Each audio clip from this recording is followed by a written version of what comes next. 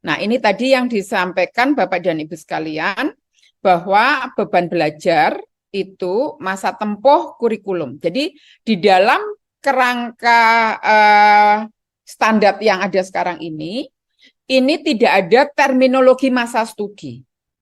Tetapi yang ada adalah masa tempuh kurikulum. Nah, kalau kemudian misalnya Bapak dan Ibu sekalian, masa tempuh kurikulum itu kita sebut misalnya untuk yang mudah saja begitu ya, sarjana. Sarjana selama ini kan selalu disebutkan adalah 8 semester dengan masa studi misalnya 4 sampai 7 tahun. Nah, di dalam standar pendidikan kita, pendidikan tinggi ini, maka yang kita set adalah masa tempuh kurikulum. Misalnya ini, dalam satu masa program sarjana, maka masa tempuh kurikulumnya itu didesain untuk 8 semester. Tetapi di SN Dikti ini tidak kemudian menetapkan berapa masa studi paling lama. Kami tidak di dalam permen ini tidak mengatur terkait dengan masa studi. Tetapi yang diatur adalah masa tempuh kurikulum.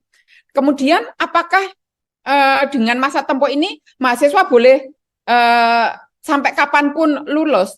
Nah, itu kewenangan itu diberikan kepada perguruan tinggi.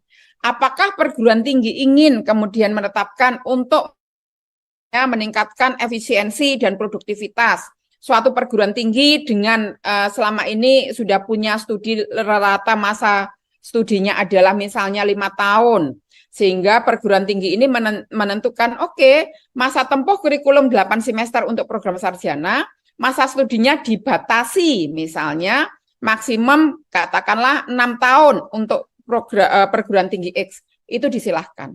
Atau untuk perguruan tinggi Y, mereka hanya menentukan masa studinya maksimum 5 tahun, ya disilahkan. Atau untuk perguruan tinggi yang lain, perguruan tinggi Z, maunya masa studinya paling lambat misalnya 7 tahun, ya disilahkan. Tetapi yang kita atur adalah masa tempuh kurikulum.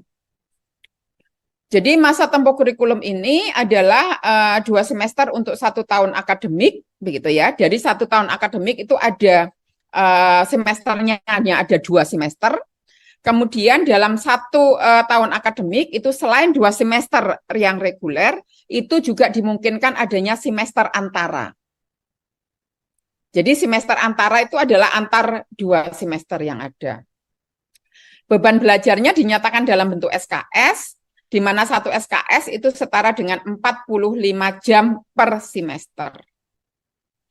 Pemenuhan beban belajar ini bisa dalam bentuk kuliah, responsi, tutorial, pengaturannya ini akan diberikan, diserahkan kepada perguruan tinggi.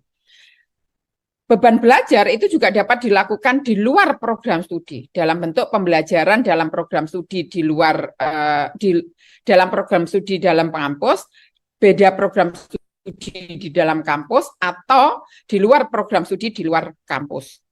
Nah, ini pembelajaran dapat dilakukan melalui kegiatan belajar terbimbing, penugasan terstruktur, atau kegiatan mandiri.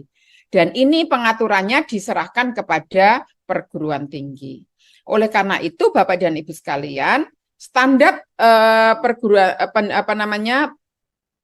pendidikan tinggi ini sebenarnya kerangka, tetapi pengaturan lebih firmnya diberikan kepada kewenangan kepada perguruan tinggi. Saya kira ini beberapa hal Bapak dan Ibu sekalian, mungkin saya bisa minta bantuan. Satu hal yang ingin saya sampaikan juga, masa tempuh kurikulum belajar pada setiap program. Jadi untuk program diploma 1, diploma 2, dan diploma 3, ini ya, ini untuk wajib adanya kegiatan magang. Tidak wajib MBKM, tidak wajib itu berarti boleh, tetapi tidak wajib. Dan pada mahasiswa ini diberikan tugas akhir dalam bentuk berbagai bentuk, variasi tugas akhir sesuai dengan keunggulan dari masing-masing program studi, dan itu ditetapkan oleh perguruan tinggi. Nah, untuk program sarjana ini paling sedikit 144 SKS dengan masa tempuh itu 8 semester, begitu ya. dapat sebagian dari beban belajar tersebut dalam bentuk Merdeka Belajar Kampus Merdeka dan diberikan tugas akhir dalam bentuk berbagai bentuk, bisa skripsi, bisa prototipe, bisa proyek, atau bentuk tugas akhir lainnya. Nah, setiap program studi bentuk tugas akhirnya seperti apa, tentunya disesuaikan dengan keunggulan atau karakteristik bidang studi tersebut, dan itu adalah ditetapkan oleh perguruan tinggi. Begitu. Untuk sarjana terapan wajib ada magang, begitu ya Bapak dan Ibu sekalian. Dan satu hal ini yang mungkin agak juga menjadi krusial, perlu difahami bahwa untuk program magister atau magister terapan, Bapak dan Ibu sekalian, ini beban belajarnya adalah 54 SKS sampai 72 SKS. Dengan masa tempuh 3 semester sampai 4 semester. Pertanyaannya adalah, berarti kita harus menambah mata kuliah ya Bu dengan standar sekarang? Jawabannya tidak. Terus karena sebenarnya jujur Bapak Ibu, kalau kemudian kita melihat mahasiswa-mahasiswa magister yang selama ini tesisnya hanya dihargai 6 SKS untuk 1 semester, apakah kemudian real beban studi mahasiswa ini benar-benar hanya, mohon maaf, 6 jam per minggu ada di kalau kemudian dia tugas akhirnya riset ada di lab, pasti tidak mungkin. Karena real beban yang ditanggung oleh mahasiswa dalam mengerjakan tesis itu melebihi 6 SKS. Nah, ini yang tentunya representasi SKS itu tidak sesuai dengan beban real mahasiswa.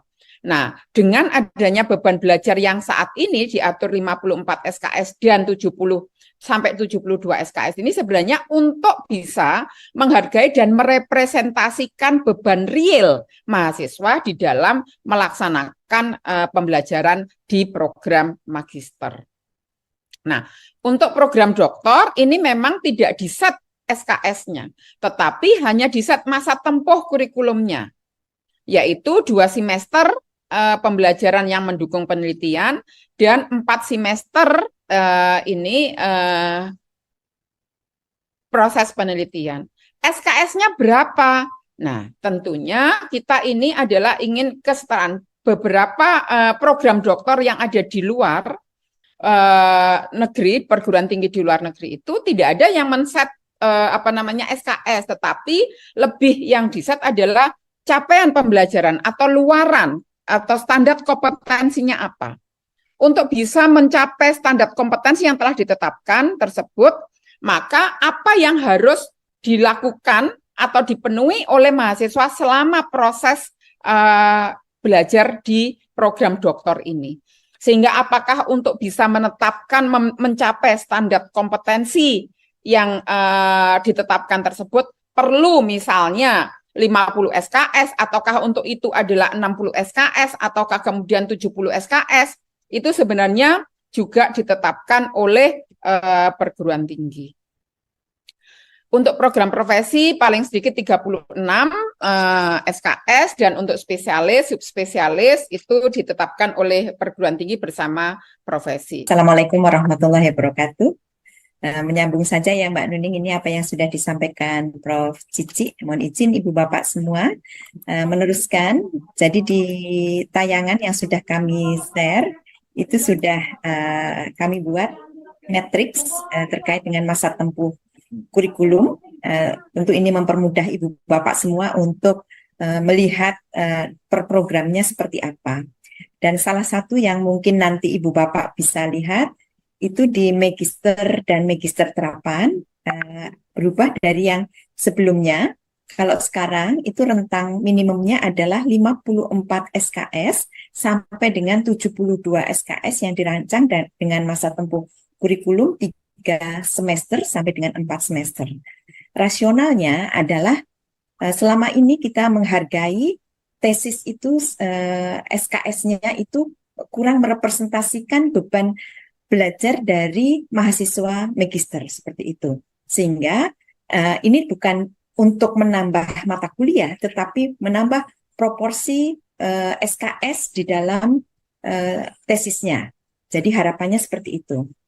Kemudian Untuk magister sendiri itu wajib diberikan tugas akhir dalam bentuk tesis dan seterusnya. Kemudian untuk dokter terapan itu memang tidak diatur SKS, tetapi diatur dalam masa tempuh kurikulum yang dirancang sepanjang 6 semester yang terdiri dari 2 semester pembelajaran yang mendukung penelitian dan 4 semester penelitian.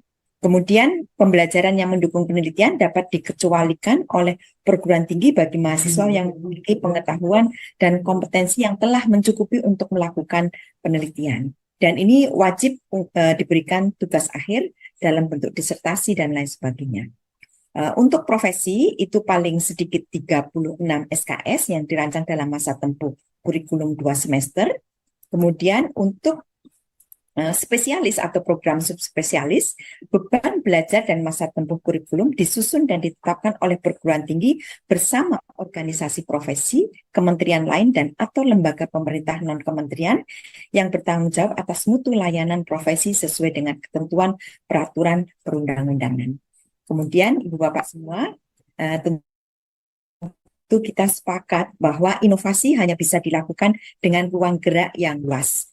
Jadi Permendikbudristek nomor 53 tahun 2023 ini itu memberikan otonomi pada perguruan tinggi dan program studi untuk bergerak sesuai dengan visi dan misinya.